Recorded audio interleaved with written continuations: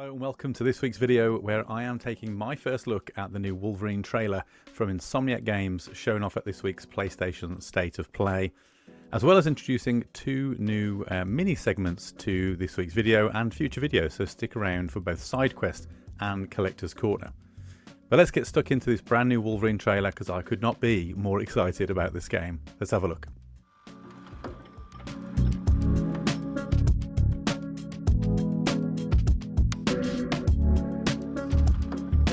So here we are. Probably worth pointing out that, as you can see on screen now, this game does come with a maturity rating, 17 plus. I've heard this is gory. I've only seen a couple of screenshots. So if you are not age appropriate, don't watch this video. Skip on. I know I have some younger viewers, especially those in my family. So just be warned, ample time to get out. Now this trailer, it's only a couple of minutes long, so I'm going to play it, watch it, and then we'll talk about it, and maybe we'll go back through it and have another look at it. But let's sit and watch the trailer first of all and see what is in store for us. I think it's next year now when this game comes out. I think fall 2026. Oh.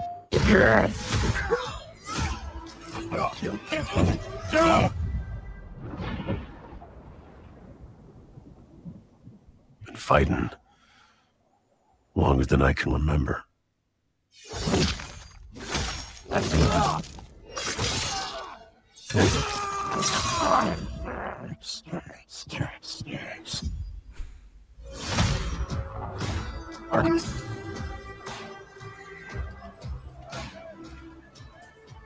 like to say I'm not a violent man. The trouble just has a way of finding me. But I'd be lying. Doesn't matter where I go.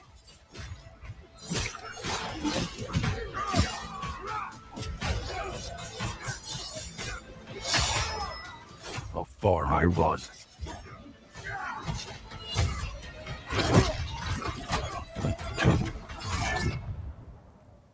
Death's always waiting.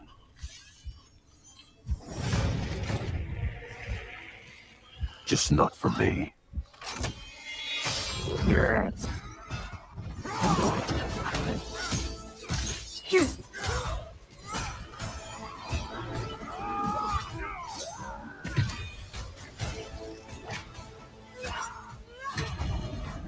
Cause I ain't no hero. I'm Wolverine.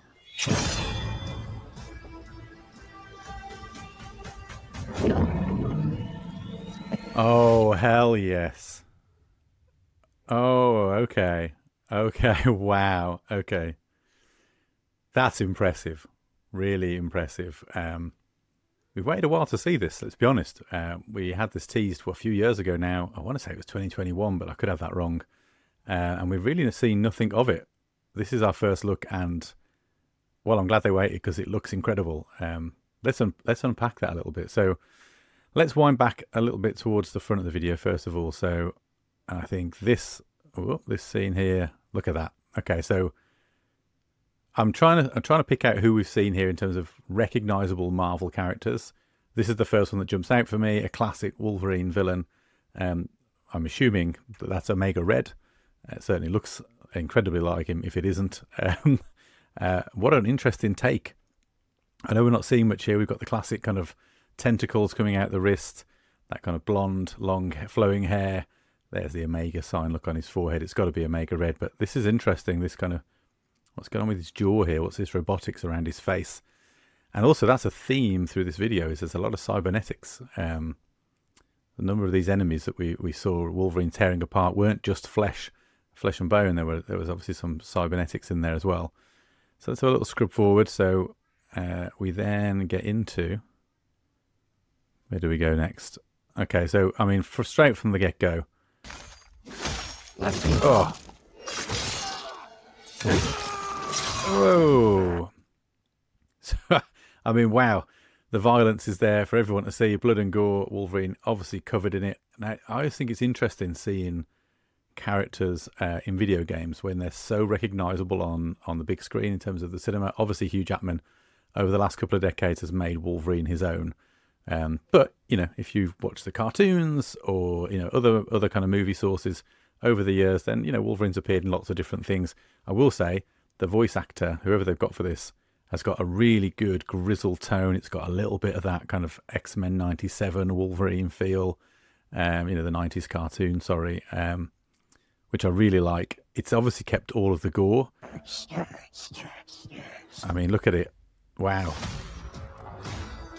And then if we jump forward a bit, now, visually, this bit was really stunning. You know, you get, it's just them showing off, isn't it, graphically? I'm not a violent man.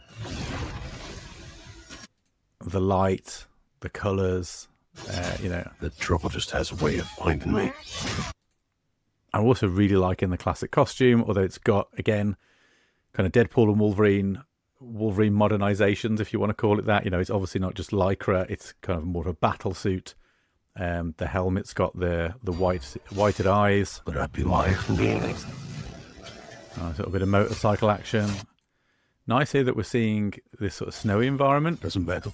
Now this bit really caught me. So, you know, we all know, if you've been around long enough, that probably one of the best Marvel kind of games going, Xbox 360, PS3, it's Wolverine X-Men Origins, or X-Men Origins Wolverine, whichever way around you prefer it. That, a game that far exceeds its movie tie-in. That game is incredible for a Wolverine fan. The gore, the brutality, the healing factor, and the way that worked.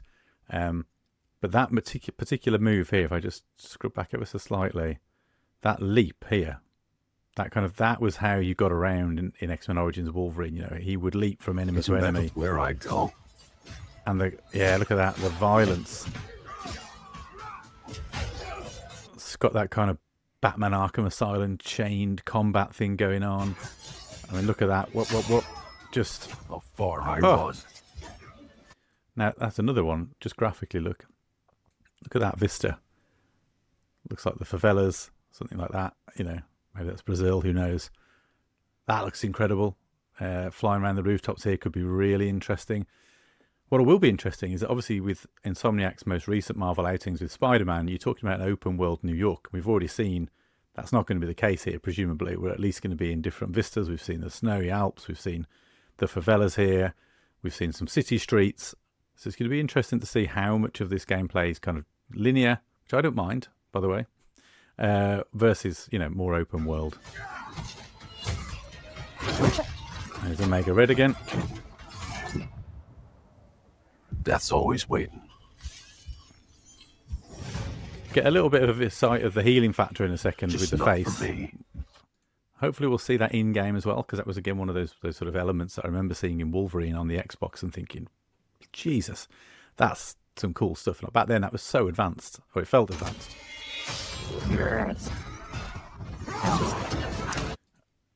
Don't know if this is some sort of like recognizable Marvel character. It isn't resonating with me, but let me know in the comments if this is someone we should know. But I'm not sure about all these cybernetic characters. I'd like to understand where that falls in the story, or who this story circles around. Is it built around Omega Red? I feel like it can't be if they've shown him already, but you know, who knows?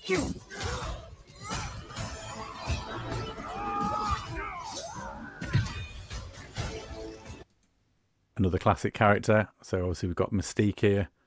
I'd love to know where she fits into this, but again, it's a character that you can do so much with because of her shape-shifting capabilities. Although, in that sequence, she's fighting the same enemies that you are. So is she going to be a playable character? Is she on your side? Is this just a cutscene where she's introduced as part of the story? Maybe she's on your side. She's definitely fighting the same characters. This is a fantastic looking set piece. You know, I really like the Insomniac set pieces. I know some people don't like the kind of, I forget what they're called now, those kind of press A now sequences, but I don't mind them when they're balanced in terms of the gameplay, when they're helping to bring that cinematic feel to a story. I quite like that. I'm Wolverine.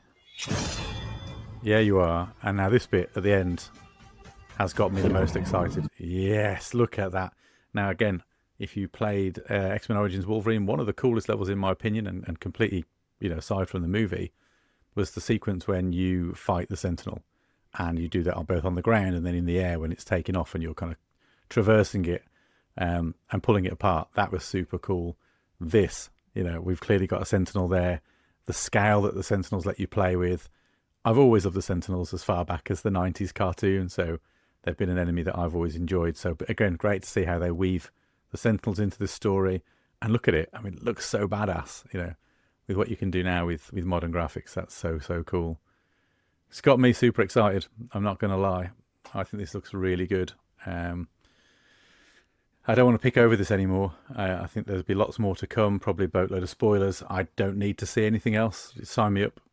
You have my interest. They have absolutely gained my trust as a studio with what they've done with the Spider-Man games. I've recently finally got around to finishing Spider-Man 2. Another great game. So yeah, if Wolverine's a patch on that, sign me up. What I do want to know, and obviously they're not telling us this yet, typically Insomniac's last 2 Spider-Man outings have come with fairly nice collector's editions, especially the Venom one. I've got the Venom Spider-Man Miles Morales statue, which I'll include some B-roll of. That's an incredible collector's edition. Hopefully we're going to get something cool with Wolverine. Maybe it's a Sentinel. I'd love to see, one of those classic Wolverine stood on the Sentinel's head kind of, busts. I know I had an action figure like that back in the day, I think. So yeah, again, I'll be keeping an eye out for that collector's edition. That'll be a no-brainer for me if that comes out, mixing Wolverine, one of my favourite Marvel characters, with video games. Hell yeah, sign me up. Let me know what you thought of that down in the comments. So I'm super impressed. So moving on from the trailer, I did also say there was a few other bits to include. So I am going to introduce 2 new segments into my videos just to kind of, I guess, mix and match how I make my content. I talked recently about kind of changing up what I do. I think one of the video types that I've been doing for a while that doesn't honestly do all that well and sometimes feels a little bit less interesting to make are my monthly kind of collection updates. So instead of doing that monthly, what I thought I would do is just have a little segment called Collector's Corner, where I will show you, in any given week, anything cool I've picked up that week, just so that rather than it being a feature video in its own right, it's just something that we'll talk about. So in a second, I will throw you over to me again in another corner of the room, and I'll tell you what I picked up this week. The other thing I want to show you, which I'm going to call SideQuests, is my updating little, so I guess, glimpses into my projects, kind of things that might be going on that take longer than a few weeks, but that build to a future video, or that might be something that I'll show you in the future. So again, I've got a hobby project on the go at the moment, which I'll talk about, and I will show you. I'll show you what that looks like as well. So let's do Collector's Corner first, and then we'll do SideQuests. So let me chuck you over to Jay in Collector's Corner to show you what I've picked up this week.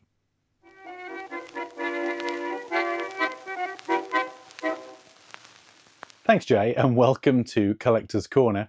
So, as I say, I thought it would just be easier and more fun just to include some of these pickups as I go on a week-by-week basis, and I've got a couple here that have been sort of sitting on a shelf for a couple of weeks. So let's kick it off with some of my more recent pickups. So this was a couple of neat additions, actually, that came from Super Game Shack in Leicester. I think I mentioned on last week's video that I'd taken the kids there and had an awesome time. So the first one was actually selected by my son, and that is Pikmin 4 on the Switch. I've heard that this is a real kind of a hidden gem and something that a lot of people perhaps missed out on or didn't play, but those who did perhaps called it one of the best games on the Switch. So based on kind of early impressions, we've had a lot of fun with it so far. We're still in the early levels, but I would agree. I think really, really great game. We're playing it on the Switch too, which makes little to no difference, I think, to the way the game runs. It's a stunning game. If you've played the Pikmin series before, it's what you'd expect Pikmin to be. But yeah, really, really great pickup for the Switch. I've been looking to pick one of these up for a while, and I've talked about this a lot on the channel, and as a Metal Gear fan, this one has evaded me. Again, this was a Super Game Shack pickup. It's unboxed, unfortunately, but I do finally have in my collection the original Metal Gear on the NES. I've got versions of this via DLC and on discs from different collections, but I've yet to pick up the NES version. Ideally, I want it boxed with the map and all the good stuff, but that's getting increasingly difficult to do and increasingly expensive. So for now, I'll make do, much like the NES sequel, just cartridge only, but one day we will upgrade that for sure. Couple of Blu-rays before we get to my final one, which is a collector's edition. So I picked up this series on eBay. So again, if you watched last week's video, you'll know that I'm getting back into physical collecting in all forms, and movies is one of them. So this is the Hunger Games series, or the collection. It's the 4 films, not the latest prequel, just the 4 mainline films. Picked this up from my daughter primarily. She's read the books, and she really wanted to then watch the films. We watched the first one in the cinema just yesterday, in fact, in our home cinema. So that was great fun. Home cinema, by the way, again, if you haven't watched last week's video, that sounds really, really glamorous. It's not. Go back and check out what I mean. It's a projector and a screen. But anyway, so Hunger Games. I also added a Star Wars movie, the only physical Star Wars movie that I hadn't got. I think I mentioned last week again that this was on its way from eBay, and that is Star Wars Rogue One. Again, controversial opinion. I didn't really enjoy this when I saw it at the cinema. I'm hoping that on a second watch I will understand what all the fuss is about, because everybody else seems to think it's great. I might have been in a bad place when I watched it. Who knows? But we're going to give that another go. And then the last addition to the collection is my friend Mary, who many of you will know from previous videos, is my car boot fanatic friend. She picked this up for me. I think we paid £12 for this, and it is for the Xbox One. It is Ori and the Will of the Wisps, and the collector's edition. Now, don't be put off by the state of the sleeve. It's not in great condition. The actual box and everything else inside it, it's all there. It's in the steelbook and the art. It's all in place. I'll be showing you some of that in B-roll. But yeah, this is a series that I have yet to play, so I haven't played the Ori games. But when I saw this, and she sent me the usual pictures that I get on a Sunday morning, this one felt like a no-brainer for the price that was being asked for it. I love a collector's edition anyway. And yeah, again, a game that I think is highly rated and something that I'd like to put some time into at some point in the future. So we added Ori, Will of the Wisp. And that's it for this week's Collector's Corner. So I'll throw you back over to Jay.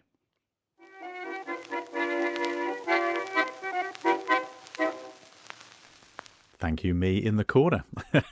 So let's move swiftly on to segment number 2 for this week, which is SideQuest. So I want to show you a little project that I'm working on at the moment. It's very early stages. It's probably going to take a number of weeks to get finished, just because of the amount of time that it's going to take me to do the various aspects. But it's a 3D printing job, but it's crafting, model related and game related.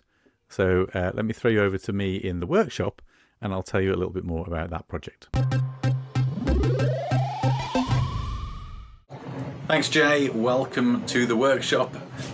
So I wanted to give you a sneak peek on a couple of projects that I'm working on at the moment, that some of which will make a future video, some of it's just going to be stuff that I'm working on, which is a bit of fun. So you might be able to hear the 3D printer whirring away behind me, and I'll start with that particular piece of project. Is that even... You know what I mean. I'll show you the project. So if I just quickly turn this around, in here you can see a bit of printing going on. Now these are going to be interesting. That is a print-in-place chainmail, and the chainmail is for this bad boy, something for Halloween. Now, keen-eyed WWE fans might recognise this. This is I got this off the Makerspace platform from Bamboo Labs. This is Triple H's King of Kings helmet. So this has all been 3D printed. It looks really good, actually. I have to say the detail on it is excellent, and the chainmail will be suspended in these clips. 2 20-hour prints to get that done. So that's currently underway. Another 3D printer project is this one. So this is a bit smaller than the last helmet I made. This is Grey Fox from Metal Gear Solid. So not a huge amount to do with this. The prints come out really quite well. I'm going to paint it, and it's basically gloss white, so it shouldn't be too much trouble.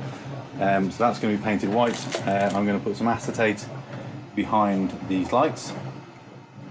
And then I've got just this little LED light strip, which I'm going to put inside it, which should be good. And then the resin 3D printer is also going, so you can see there we've got how long left? Hour and a half left on a what is about 4-hour print. Now I'm running out of resin, so I had to order some more, and you probably can't really see in there what's currently being printed.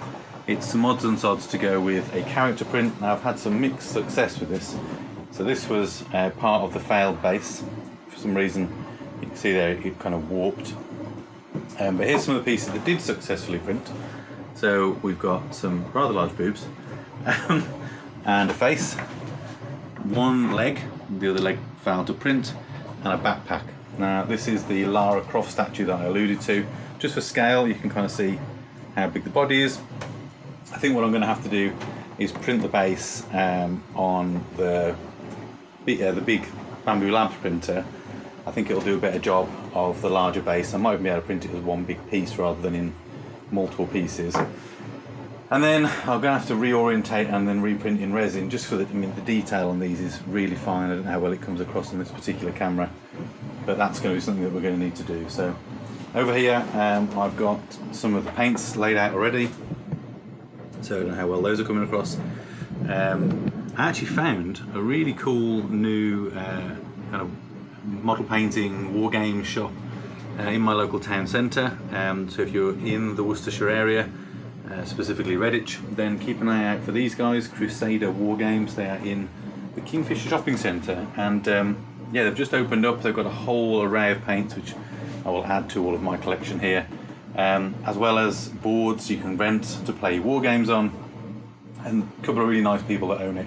I went and had a geeky chat with them. Made a couple of changes in here as well, added an extra shelf in just to kind of open the room a bit. It's getting quite busy in here already. You can see I've got my spray booth up, the crickets over here, it's my curing station for the resin, various chargers and bits and pieces. So yeah, that's kind of where we're at. It's from a SideQuest point of view, multiple projects going on. I will get back to these at some point as well. These are the Marvel Crisis Protocol minis, but I thought that would be useful just to give you a quick whiz round in terms of what's going on in here, and I'm going to throw you back over to well, to me to finish the video. Thanks a lot. And thank you, me from the workshop. So there you go. So hopefully this has been an interesting video for you, a little glimpse into a future video and what's to come. We've obviously taken a look at the fantastic Wolverine trailer and showed you a few things that have been added to my collection this week. So we're going to wrap the video there. Thanks as always for watching. Do like and subscribe, share with friends if you think there's people that would find this stuff interesting. It really helps me to kind of get the channel out there and get the views in, which, you know, is an ever ongoing challenge with the algorithm. But yeah, let me know in the comments what you thought of the video. Do you like the new segments? Is that a good way to handle some of those sorts of topics? Do you like that more vloggy style of updates? What do you think of the Wolverine trailer? Are you excited for it? Is it on your must purchase list, or do you frankly not care? I'd love to know your thoughts down in the comments below. But that's it for this video. I'll see you again next week. Thanks for watching.